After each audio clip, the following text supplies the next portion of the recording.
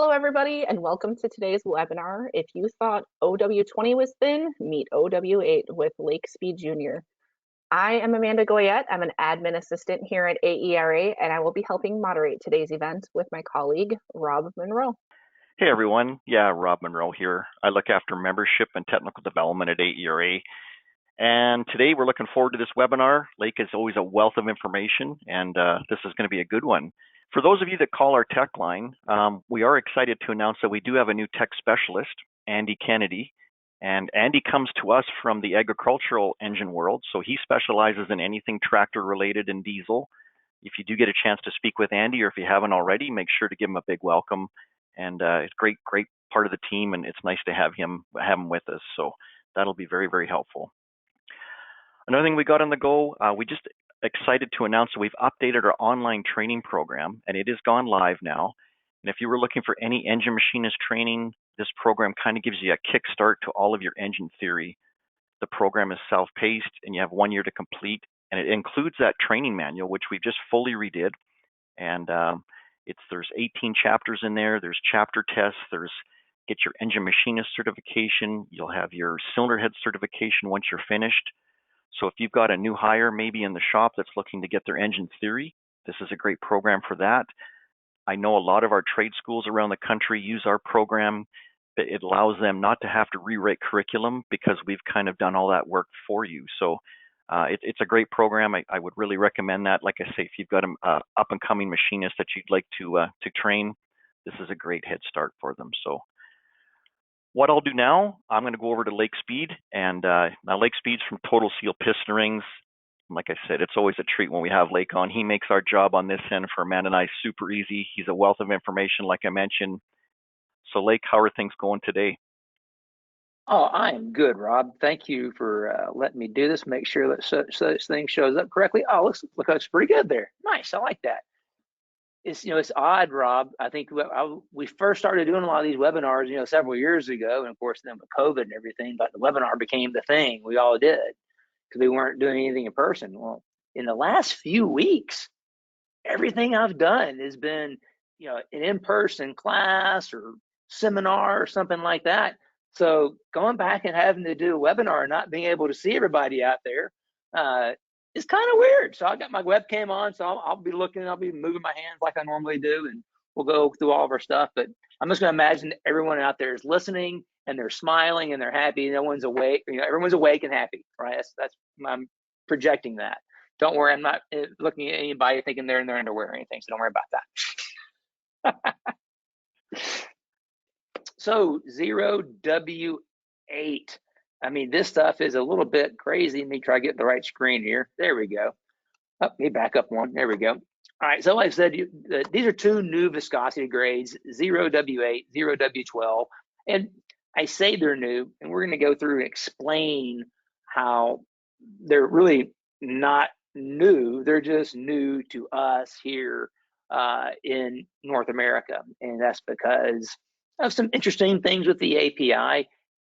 But what's odd is that while these are new to the market here, there's also a pretty close personal story that I actually happen to have with both viscosity grades, the 0W8 and the 0W12. And we're going to relate those personal experiences with both of those products today and allow everyone to have some perspective on what do these products mean and how does it relate to you, someone as an engine rebuilder, engine professional person. What do we do with this information and how do we respond to it? Should we be afraid of them? Should we embrace them? How should we proceed forward? Hopefully today we'll give you some perspective on that so everyone walks away today with a better idea and understanding of what these products are, where they're applicable, and how we can make good sense of them going forward. And yes, that is the Toyota 0W8. That is what is called for in my daughter's car. So last August, in August 2023, she bought this brand new Toyota Corolla. And of course, me being her dad, being the oil nerd, I'm going to do an oil change. I know that they said you can go 10,000 miles in the first oil change. That was never even a question that was going to happen, right? even though I know factory engines do not come with braking oil in them anymore, and the way that things are machined and the tolerances now are such that engine break-in isn't what it used to be 30, 40 years ago, when engines actually came factory fill with break-in oil that had to be changed in the first 500 miles. That's not the case today. But it doesn't mean that there isn't still a very high wear level during break-in, and that is an absolute fact. We do thousands of used oil samples each year, and we can look and see that during run-in, that first 500 miles, there's a higher rate of wear in the engine than after that. And it actually takes a little bit of time, usually a few thousand miles, for that wear rate to settle in and level out. Everything before that is it's breaking in, it's running in, and there's a higher level of wear. And unfortunately, our oil filters do not remove every bit of that. So to get to that stable amount of wear quicker with less wear, the best thing you can do is change the oil. So at the end of August 2023, when she had about 700 miles on it, I went to go change the oil, and I popped open that hood and my jaw dropped when I saw 0W8, because I was like, wait, that's not even a thing you can get here in the US yet. So I was dumbfounded. Let me give you a little history here on what's going on, because so in the last 20 plus years, there's been a lot of changes to the oil. And in previous webinars and things we talked about ZDP and the different specs. We're not going to talk about that right now, but let's go back a little bit and talk about these viscosity grades just for a second. And as you can see on the slide right here, back in January of 2015, SAE updated the J300 spec. That's the standard that calls out all the viscosity grades, and they added 0W8, or they added the 8, the 12, and the 16 grades, because you could technically have well, it would be very hard to make one, but you could have a 5W8 oil, right? That's kind of weird, but you could. So it's not basically adding only 0.8, 0.12, and 0.16, but they added the 8, the 12, and the 16 grades. At that time, API only adopted the 16 grade. It did not adopt the 12 or the 8 for API licensed products here in the US. Even at that time, General Motors didn't even accept the 16 at the time. The Dexos was either 5W30 or 0W20 for the passenger car grades. They also had the 0W40 for some specific models as well, but those were the only viscosity grades that were Dexos licensable. And that's been that way since 2017. But the last API spec change was API SP that came out in May of 2020, and that was revised with brand new engines, where we added new tests to be able to test for low speed pre-ignition, something we've covered in previous webinars. So if you're interested in any of those things I kind of just jumped over, like ZDP and different things like the LSPI and these viscosity grades, there's a giant library of recorded webinars on the AERA website that you should go to and check it out, because there's lots of great things in there from not just me, but lots of really, really smart people. I think Kim Carup from MALA did a great presentation on low speed pre-ignition recently. If you have not watched that and you're interested in what that low speed pre-ignition, you should definitely go check that one out. That is one on my highest recommendation list, one of the best webinars I've ever seen. Okay, so just to kind of look at the numbers, right? Because we're numbers people. What does 0.8, 0.12, 0.16, what do these numbers actually mean? Well, we got to remember, when we're looking at SAE viscosity grades, we actually still, that W does not stand for weight, it stands for winter. So you have the winter grades over there on the left-hand side of the column, on the upper left-hand side. Then you have your summer grades, which are basically on the lower right-hand side of that picture. And of course, a multi-grade oil means it meets both the winter requirements and the summer requirements. So for example, a 5W30 says it meets the winter 5W requirements, that it will flow at below 6,600 centipoise. Don't worry about that one. Remember, it's a centipoise at negative 30 degrees Celsius, and it will pump at negative 30 5 degrees Celsius. It's not a solid at that temperature. And it also happens to be between 9.3 and 12.5 centistokes. See, centipoise, centistokes, two different numbers, two different measuring systems, by the way, at 100 degrees Celsius. So you've got this low temperature cold cranking, that's rotational torque centipoise. That's for the winter grade. The summer grade is a high temperature flow measurement. We also have what's called the HTHS, which is a high shear, higher temperature flow measurement. So the high temperature, high shear, that's measured at 150 C, that's 300 degrees Fahrenheit, roughly, as well as it's not just a pure flow, it's flow with some shear involved. Try to simulate actually what the bearings in your engine are seeing.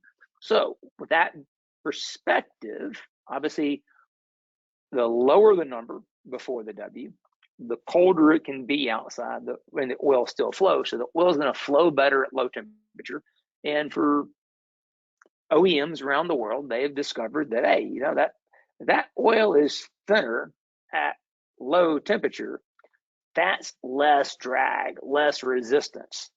So that gives us fuel economy, especially for EPA measured fuel economy requirements. And that's really what's driving these low viscosity grades. Right? Let's go ahead and call it out. Let's be honest about why are we going to lower viscosity grades. We are going to lower viscosity grades for fuel economy. That's the reason for the change. There's no other reason for this other than that. What comes along with that is we're bringing that viscosity grade down on the front side. We're also lowering the overall viscosity grade. So you see when you go from say a 0W30 to a 0W8, look at that comparison. The 0W8, for example, that high temperature, high shear value has to be 1.7 centipoise or higher, but it can't be more than 2.0 because then it would be a 12. All right. And then we look at a 16 is 2.3. Let's go back up to the 30, 2.9. So not quite double, but you can kind of get the idea. So we could definitely say from a 40, so if we go from say a 0W40 to a 0W12, we're actually chopping that HTHS in half. So you would understand there would be a pretty sizable fuel economy advantage by reducing the viscosity that much.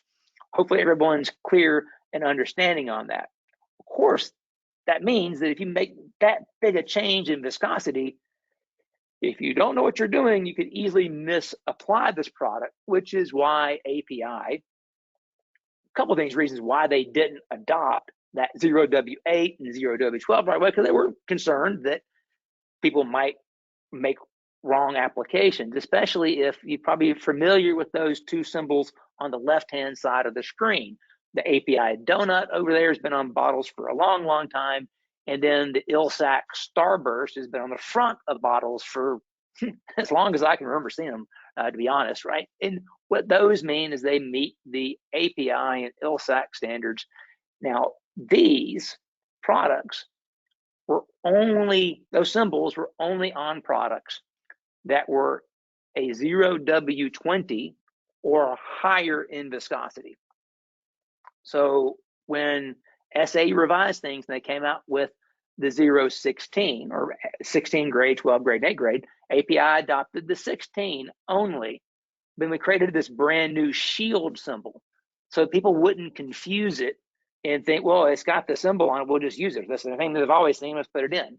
So they want to make sure they're, because the 016, these other oils are not backwards compatible. So we want to make sure that people don't use the wrong oil and cause that confusion. So the 016 was the guinea pig. It wasn't a giant step away. In fact, when they created the 16 grade, I'll hop back here real quick. When they created the 16 grade, you can see there's actually some overlap.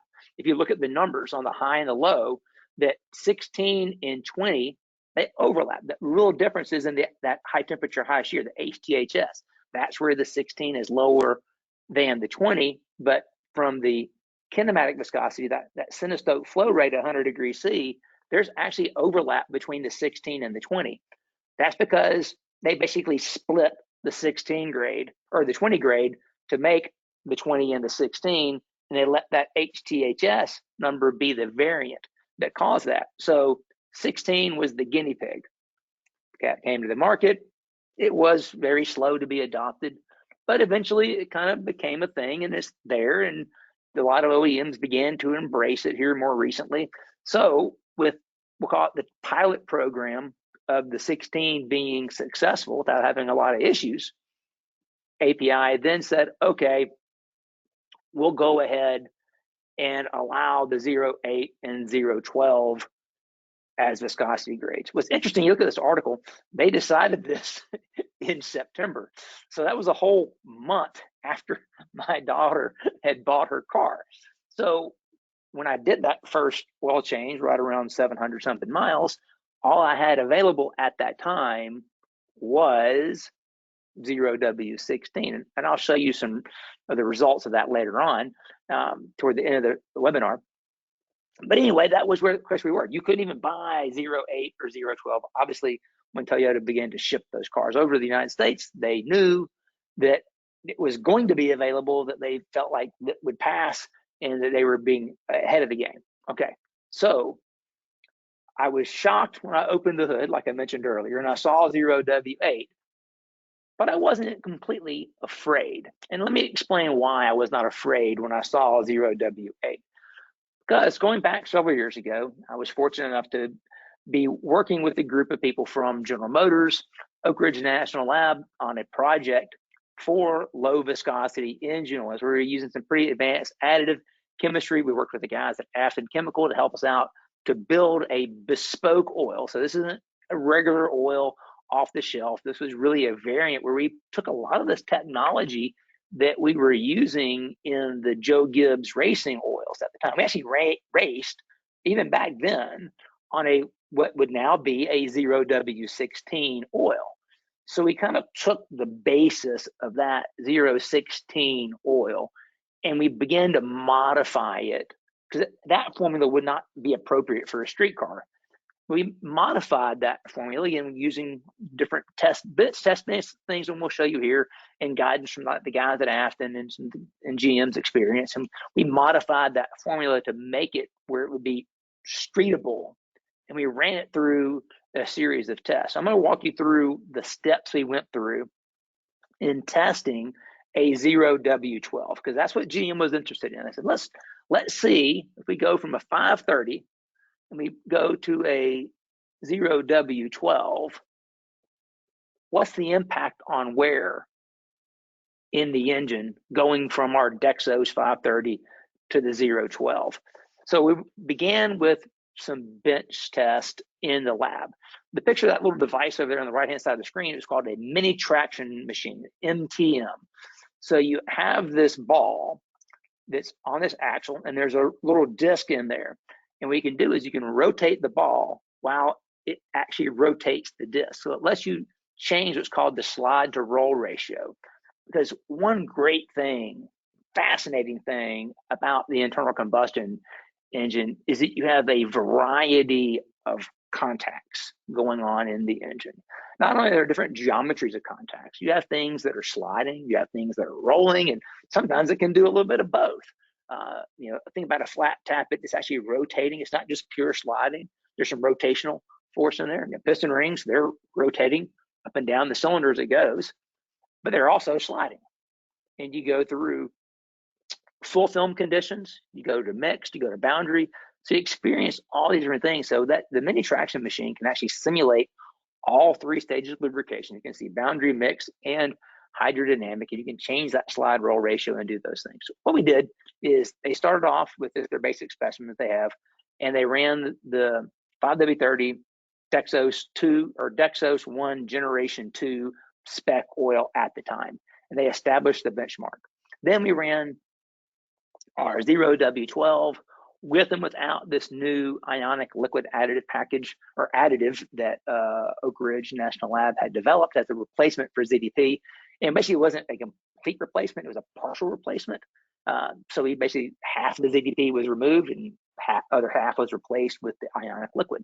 So you can see the difference in wear on these different ones, and one was the wear rate, and then one was also the wear volume. So they kind of looked at it a couple of different ways with this. I said, okay, here we can see that pretty much that even though we lowered the viscosity, we didn't see, a giant change, a big increase in wear. Now, you got to keep this in mind. We changed more than viscosity here.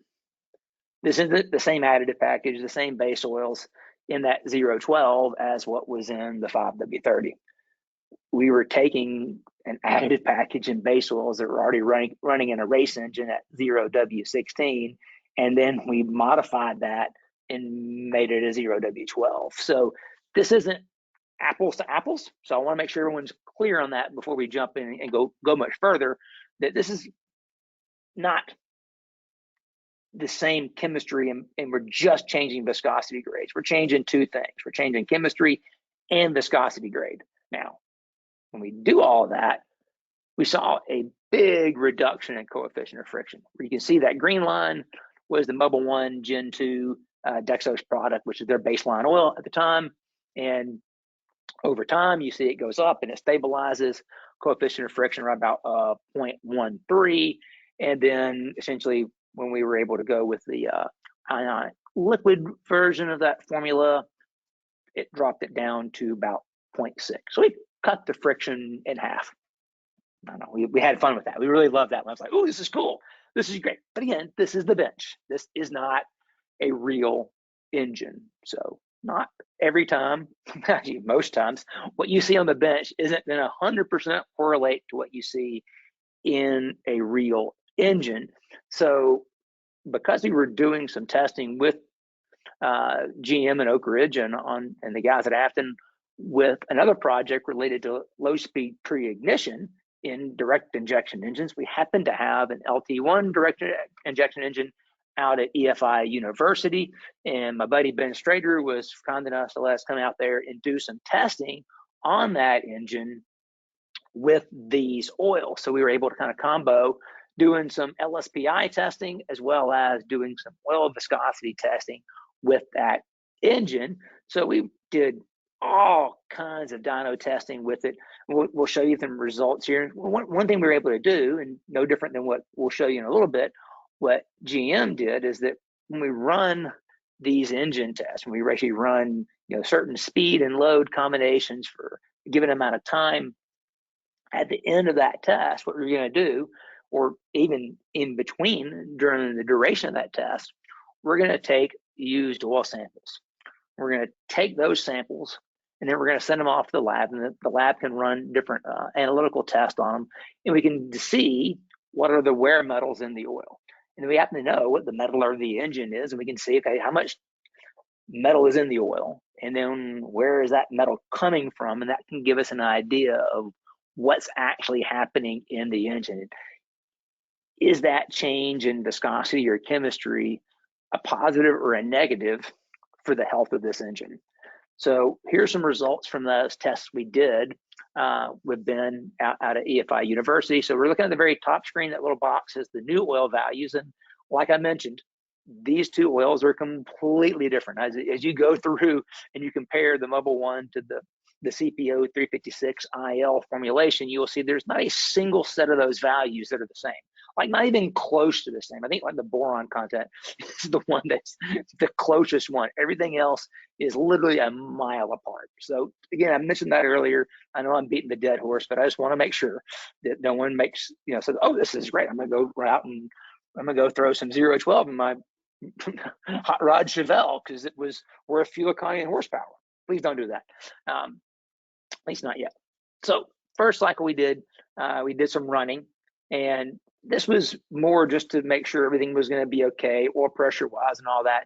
Very cautionary kind of early running to see what was going on. And when you look at the wear metals and that, we'll call it just some power testing, we see that, okay, the 356 IL, the 012 generated about 4 foot-pounds more torque than the 5W30.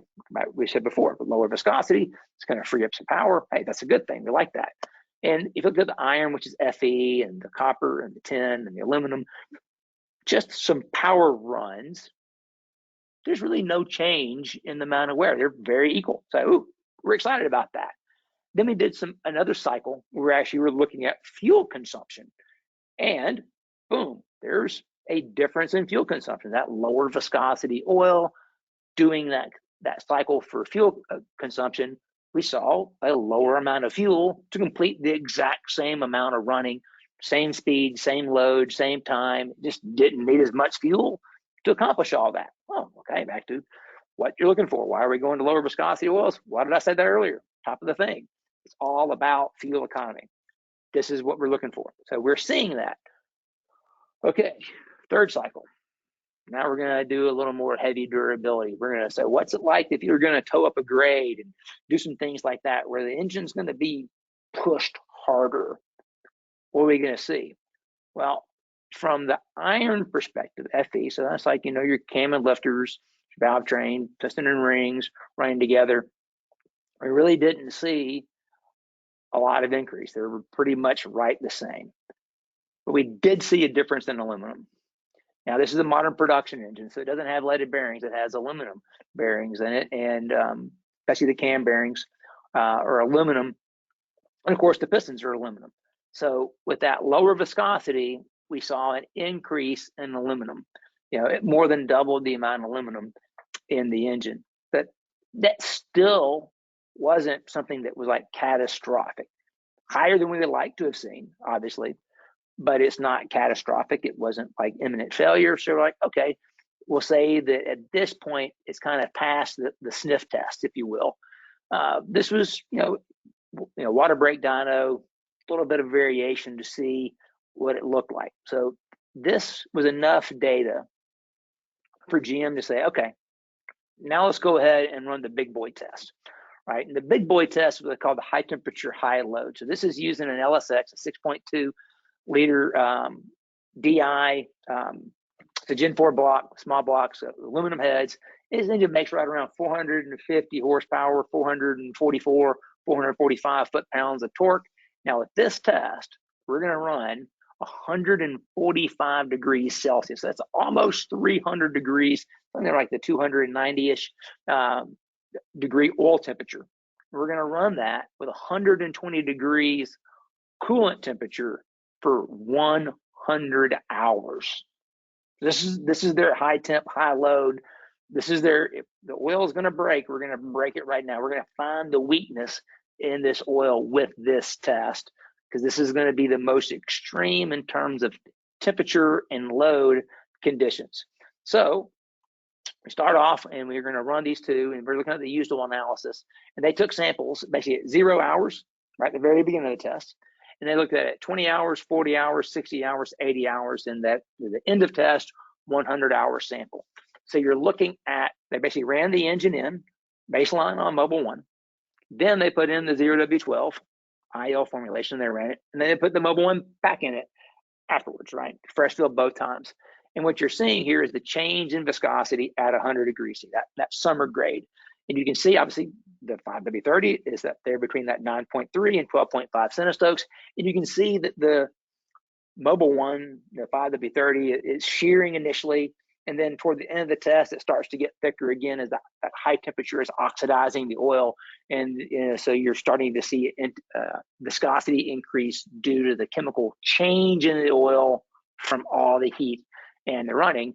And of course, you look at the 012, it's just flatline. It just doesn't care, right? Back to the chemistry of that oil is completely different.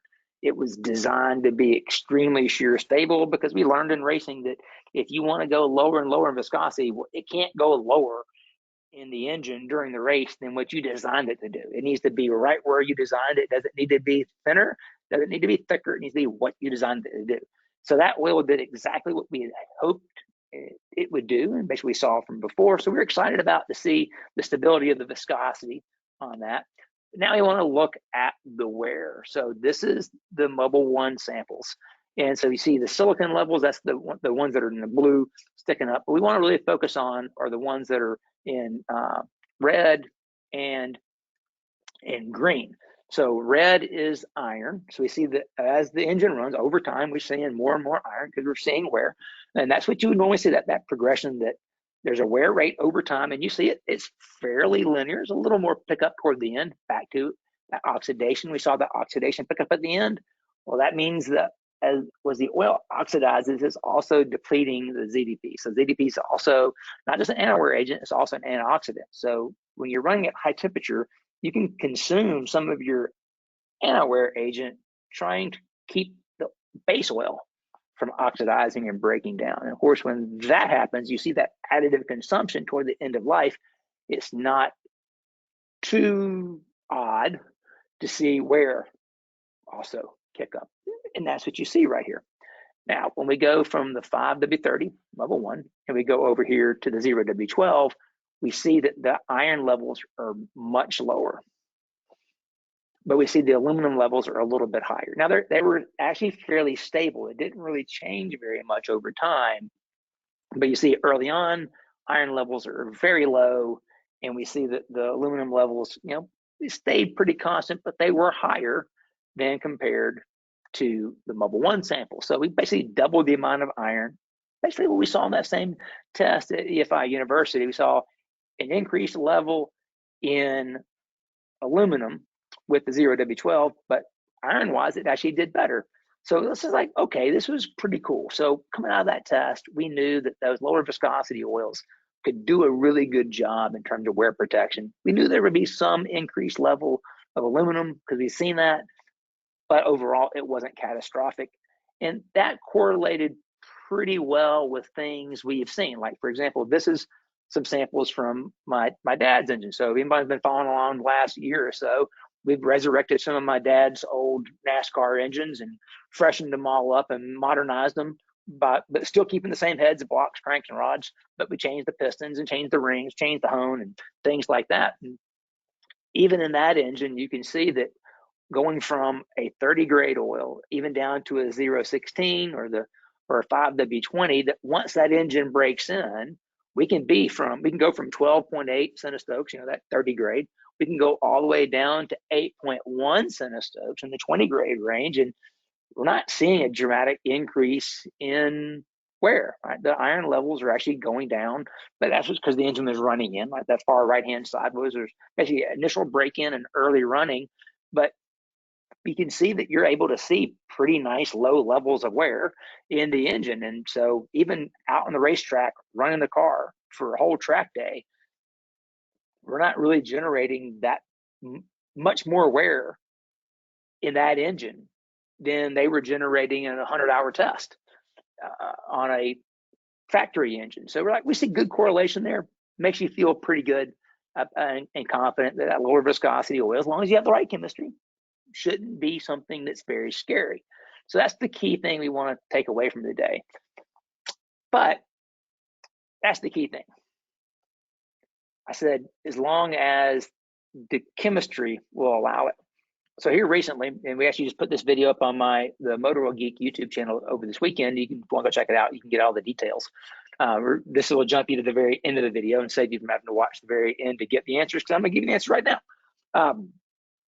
What we did is we took the same chemistry in a race engine, not a street engine. There's a lot of variances here I won't cover because I won't use up all of our time talking about these details. If you want the details, you can go watch the video. But what we did is we ran this engine on 520 and 2050. So the same chemistry. So now the only thing we're changing is viscosity. So what we want to do is go to those last two columns, because basically what we were doing before was just testing out whether or not it makes a difference, whether you pre-filled the oil filter or not. Is there a difference in the amount of wear that happens in the engine if you do it or you didn't do it? And the key takeaway was, if you're running 2050, it doesn't really matter. But if you're running 520 or low viscosity oils, it does matter. There's a little increase in wear if you don't do that. We're like, oh, okay. So that was an interesting little takeaway that, we went from 7 parts per million iron to 13 parts per million iron just by not filling the filter. Interesting. But you go from 13 to 61, making 12 dyno runs. So when we just hammered it, the 520, we saw 13 to 61. Pretty big increase. And we also saw the aluminum go from 4 to 13. So pretty big increase in wear, just making 12 full power dyno runs back to back to back to back. Compared to the 2050, where it goes from 11 to 21.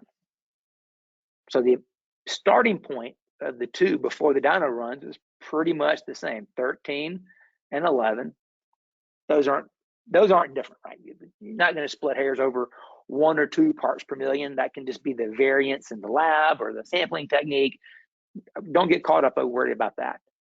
The difference is you went from, we'll call it 13 to 60, right? From 10 to 60. We're going from 10 to 20. Okay. Well, one, we quadrupled it. Now we doubled it. There's still an increase because we ran the engine hard, but there's less wear this time when we did the 2050. Now, this is a race engine, so let's be fair. This is a higher compression race engine on race fuel. I'm not saying this is what you would see in a street car, but for the race guys and the high performance builders, pay attention to what you're seeing here. If you're going to go to a lower viscosity oil in order to make power and those kind of things, the chemistry needs to change in order, if you want to keep the wear the same. Otherwise, you're going to have a higher amount of wear in order to gain that fuel economy or horsepower benefit. Just be clear about that. And I think everything we've shown so far probably validates that and makes that fairly clear, I believe. Now, going back to my daughter's car. This is the analysis from her car. So factory fill was 0 W8, as we said. I did that first oil change. You couldn't get 0 W8. All they could find was 0.16. So I did that first oil change and dropped out the 0.16. And then I put in, we ran it for a couple thousand more miles just to make sure it broke in good. And then we dropped it out and put in a fresh fill of 0.16. So you can see that we were at 13 parts per million iron in 728 miles right off the go with the 0.8 from the factory. Of course, we mentioned earlier, we know that at new engine run in, you're going to have a higher amount of wear, so we're not worried about that. You saw that with the iron, the copper, and all that. Wear rate was at basically 91 parts per million per 1,000 miles. Put in the 0.16, we ran it for 2,300 miles, and that wear rate dropped from 91 down to 9. We saw the iron go from 13 down to 8, so it dropped, right? Not a big change, like I said before. But a big difference is from the copper when it goes from 40 down to 8. Okay, then we ran it 7,500 miles. Fresh fill, 7,500 miles on the 0.16. And of course, you can see that the viscosity was below grade on the two 0.16 samples because you don't get all the oil out, right? There was some residual 0 W8 left in the system, and which drove that viscosity down just slightly. But as we go, 3 times further with that second fill of 0.16, wear metals stay about the same, which means the wear rate went down. We tripled the amount of miles, but the total amount of wear stayed the same. So the wear rate got chopped again. So now we're down to 3 parts per million. That's looking good. Of course, now we're at 10,000 miles. Now it's time to take the car to the dealership and have them come do that first dealership service. And of course, what they put in it, they put in the 0 W8 because 0.8 is now available. API's accepted it, it's there. We put in the Toyota 0 W8, and as you can see by looking at the additive package, the 0 W8 and the 0 W16 essentially have the exact same additive package. I know the numbers aren't identical. They're never going to be identical, right? Even the two 0.16 samples, they're not identical. So you can see that those two oils are very similar. So we're changing here is viscosity. We're not changing chemistry. We're just changing viscosity. And in doing so, what we see from that first 6,000 mile sample, that the wear is actually slightly higher. Not significantly higher, but slightly higher. Just like we saw between the 530 and the 0 W12. It's going to have a little bit more wear in the real world. And if I put that in comparison, because that's a little 4-cylinder Honda or Toyota engine, I put that in comparison to say my wife's van, which is now at this point, 12-year-old Toyota van that's got 167,000 miles on it that runs on 0 W20. we can compare her wear metals on a fully broken in engine, but running a similar additive package, but a slightly higher viscosity, we see the wear rate is a little bit lower. So the real takeaway from all of this that I want everybody to understand is you can go to lower viscosity oils. The 0.8, the 0.12 should not be scary, but they should only be used in engines that call for it. And understand that what it's going to do is going to give you a fuel economy benefit. And the data shows there's a small but measurable increase in wear associated with that trade-off for fuel economy. And with that, I'd be happy to take any questions.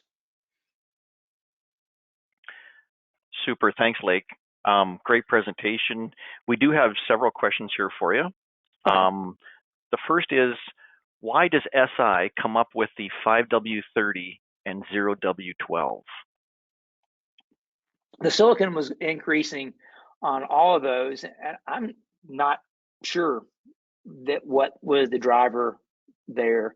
I a lot of times silicon can be environmental. If you go back and we look at the dyno cell picture here, let's see.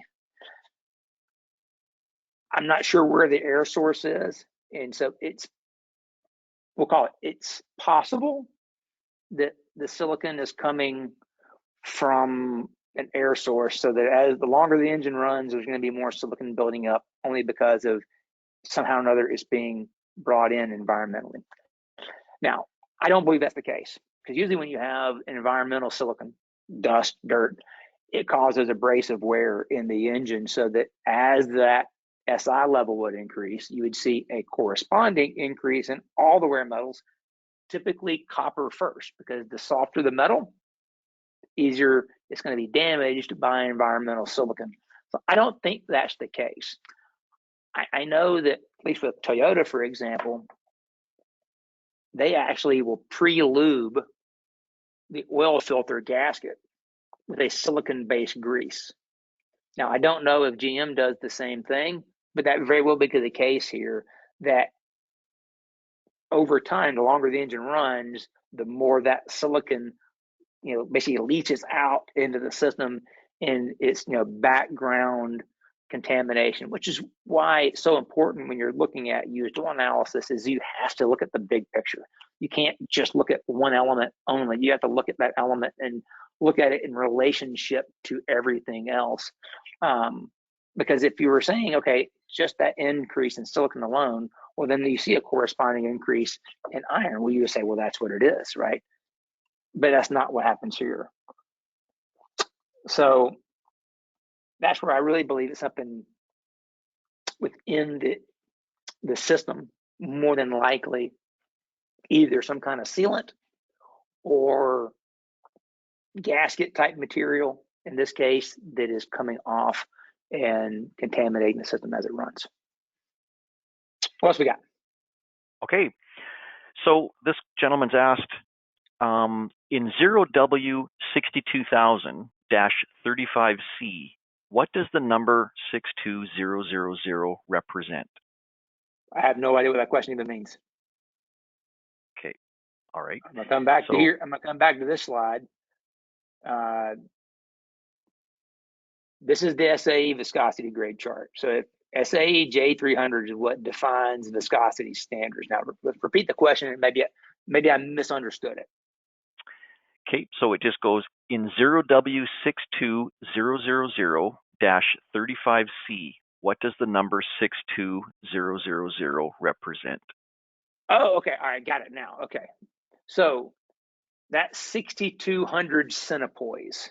So that is your cold crank measurement. So the whole idea of the zero grades, or the W grades, is to simulate the cranking of the engine. So as opposed to that high temperature flow test, we're actually moving the oil from point A to point B, and we're measuring how long it takes to go point A to point B. In this test, that 6,200 centipoise is the rotational torque resistance. So as long as the torque is less than 6,200 centipoise at negative 30 to 5 degrees C, it's a 0W, whatever the high temperature number is. If it's higher than that, it's not a 0W. It had to fall, maybe it'll fall into the 5W grade. The idea being the lower the number before the W, the colder it can be outside and your engine can still start safely. Sorry for misunderstanding the question. Yep, no worries. And I didn't realize it was, yeah, I read it differently than how you show it on the screen. So thank you. I appreciate once it. I saw the screen, I'm like, oh, now I see the question is, yeah. Exactly. All right. So here's another one for you. All things considered equal, would the average daily driver actually see a decrease in fuel mileage if they change to a 5W30 from a 0W16? Probably depend on the environment you're in. I'm just going to be real honest here. The way the EPA tests for fuel economy, they use dynos, chassis dynos, where they put the car on the chassis dynos, and they have a very defined procedure, temperatures, driving style, trip duration, and all this. If the way you drive, where you live, environmentally matches closely to what the EPA drive cycle is, then you'll see the same kind of benefits and gains that are generated, by these lower viscosity oils. So, for example, up where you live, Rob, you probably would see more benefit from this than we would here in Arizona, because you have a wider delta in ambient temperatures during the day and throughout the year than we do here. It's pretty much hot here even in January, and it's really hot in the summer. So there's not as much benefit from that lower viscosity grade. So I would think that depending upon what environment you're in, the environment is going to dictate how much benefit there actually is in this. But because the way the EPA runs the CAFE, the Corporate Average Fuel Economy Program, that they hold the OEMs to, they don't discern between the weather in Washington State versus, South Dade, Florida. Okay. No, that makes sense, Lake, for sure. Another one for you. Has the 0W8 been API certified yet? Yes, it is. That was the slide right here. Oop, oop, oop, oop, oop, oop. Yep. So they adopted it in end of September. And so you can now get API certified 0W8, 0W12 here in recent weeks. I've had even people send me pictures of 0W8 Mobile One bottles on the shelf at Walmart. And I haven't seen that in the wild myself yet, but I've seen pictures that say that that animal is out there and available on the shelf. All right. They're asking, is there a study guide available for the STLE CLS exam? So my good buddy Rafe Britton at Lubrication Experts, you can Google him up, Rafe Britton, that's RAFE BRITTON, Lubrication Expert. I do believe Rafe is putting together a CLS study class. Okay. Next one you for won't you, Lake. regret it. It's hard, but you won't regret it. Okay. How sensitive is VVT to oil viscosity? Would changing from a 0W20 to a 5W20 have an effect on engine performance? Nope. Because you got to remember, that's a great question. Because let's go back over here to the SA grades. So remember, 0W, 5W, that difference is down in the cold cranking regions. Once that engine's warmed up and running, your bleed in the VVT, that's what's going to be the limit of any hydraulic system, is the rate, is the amount of bleed. When the oil is really thick, you still have a positive displacement pump. You're still going to be able to push oil in there, but it's the bleed out that where the noises and the stuff comes from, typically. Now, obviously, on a cold start, if something's bled down overnight, that rattle and stuff at the very beginning is it's filling. So, in some cases, a lower viscosity oil at initial startup can limit the amount of noise this happening as the system refills. Flip side is, depending on what kind of chemistry you use, you can limit the amount that it bleeds down when it's shut down, right? So it's 6 of this, half of the other. How do you want to attack the problem? But at operating temperature, a 0 W20, a 5 W20, a 10 W20, a straight 20, they're all going to be in that 6.9 to 9.3 centistoke range, and they'll have to have a minimum HTHS of 2.6. So the engine won't see a difference between that at operating temperature. Okay. All right. So this particular question, they've seen some engine failures, especially with the Lexus stuff. Are you still recommending Toyota's 10,000 mile oil change interval, or is that too long? Without used oil analysis, you will never know what the right oil change interval is. I will say with Toyota, they have that number. Depending upon where you drive, how you drive, the fuel you're using, the cleanliness of your injectors, 10,000 miles might be appropriate. It might not. That's the problem with a hard and fast. This is my oil change interval on a number. I just give a number and this is it across the board. You could be going too far, you could be going too short. You don't know without data for that environment. Again, we can all understand that the amount of moisture that builds up in a crankcase, because that's where sludge comes from. The amount of moisture built up in a crankcase here in Arizona is going to be very different than the amount of moisture that builds up in British Columbia. Okay. Because of the temperature difference. So that's where I would not just arbitrarily go by that without doing used oil analysis. A little quick story. There was a lady who worked for General Motors that was part of the team that developed the GM oil life indicator system. They developed this back in the 80s, by the way.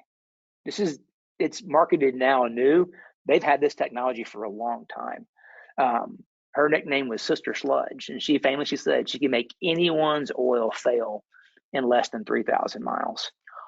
All she had to do was put it in her grandmother's car, who lived in Green Bay, Wisconsin, that drove 1 mile to the market every day and 1 mile to Mass every day. Short trip driving is the worst case scenario, especially in cold weather. Okay. This question is asked only if time permits. If not, don't worry. But are you able to discuss oil testing most important parameters? They're all important. It's the whole picture. There's not, obviously viscosity is the most important characteristic of lubricant. So like you'll probably notice that on all the ones that I showed that come from my lab, Speed Diagnostics, the first thing on the first result is the viscosity. Why? It's the most important characteristic of the lubricant. If that is wrong, we have a problem. As Houston, we have a problem right there. The rest of the stuff is going to be commentary as, okay, what went wrong?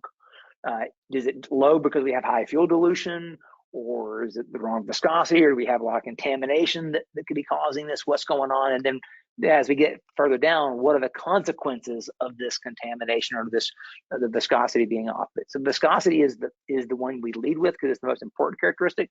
But in reality, is you have to look at the entire picture. You never want to focus only on one thing and say, well, this is the thing that I have to worry about. No, that's not the case. Now, different engines will have different trigger points or things you want to watch. But the way you can really discern and understand what the engine's trying to tell you is by getting the bigger picture of looking at all the elements and how are they all working together. And then, of course, the trend analysis over time is what really tells you a lot about what's going on. So I don't ever focus on one thing. You got to look at it, step back, and really see, especially when you see something jumps up. For example, here, that copper level, that last sample, it's like, okay, what's going on here? Well, the reality is that engine has bushing lifters. It's got bushed rods, and it's got the lifters themselves, it's a bushing style lifter. So not only is it a bush lifter bore, it's a bush lifter, and we got bush rod ends. There's a ton of copper in this engine. So actually, that's just normal. That's not abnormal for this engine. But you wouldn't know that if you didn't know the metallurgy of the engine and you didn't have a trend analysis say, that's pretty much where it's going to be. It's less than it was when it broke in. It broke in at 43. It's still way less than that, and it's normalized. So going forward, like for example, this one, I would change the limits for this particular engine based on the trend data. I wouldn't just arbitrarily say, well, 23 is normally a bad number, or 27 is normally a bad number for a Toyota engine, so I'm going to make this engine, I'm going to call it bad. Well, you got to figure out what's bad for your engine. Once you figure that out, you can go forward. But those are the key things you got to kind of understand. Okay. All right. Last question here for you, Lake, because I do want to respect everybody's time, and especially yours. We know you're a busy guy, and we do appreciate everything that you help us out with. Airport here a little bit. Okay, so last question for you. Kind of a bit of a rumor, but they've heard there's different manufacturers that have switched going from 5W20 and moving back to the thicker oils like the 5W30. Do you see that happening with some of the lower viscosity oils in some manufacturers? Yeah, we've seen that quite a bit, especially when they've gone the turbocharged direct injection. So that's a big part. As you add boost, you add cylinder pressure, you're adding load, so you have to increase the viscosity to offset that increase in load. So we've seen some of that going back, that fuel economy game, we want that. But just like we saw everyone else, there's a little price to pay from that. And depending upon how close you walk to the edge, some manufacturers are walking back, especially if they're turning up the boost a little bit, they're going to have to walk it back a little bit further. All right, super. Well, Lake, again, we really appreciate your time. We respect the fact that you do got to get to the airport, so we'll let you go. But always appreciate everything you do for us. That was a great presentation, and we'll go back to Amanda now here for just a little bit to wind things up. And thanks again, Lake. Oh, no problem. Thank you guys for making this platform available for everybody. We all learn by working and sharing together, and you guys do a great job of facilitating the sharing. So thank you for making this possible. Real quick, don't forget to subscribe to our YouTube channel. All these webinars wind up out there, so it's a great place to keep track of what's going on at AERA and get the latest technical information. You can find us by searching AERA Engine Builders Association. New to our channel this year in 2024, we have started doing a video version of our Engine Professional podcast. Episode 26 is up there now, and there will be more coming down the pipe on that one. And our tech team has also added Engine Professional Insights.